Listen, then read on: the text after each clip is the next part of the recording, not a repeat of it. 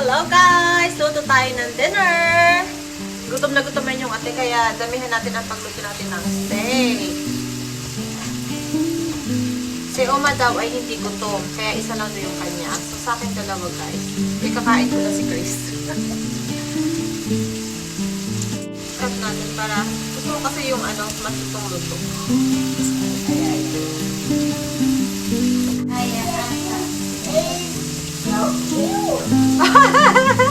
Narinig nyo? Angel is so cute daw. Then, partner nito guys ay kimchi. Kimchi. Hindi mabawala ang kimchi.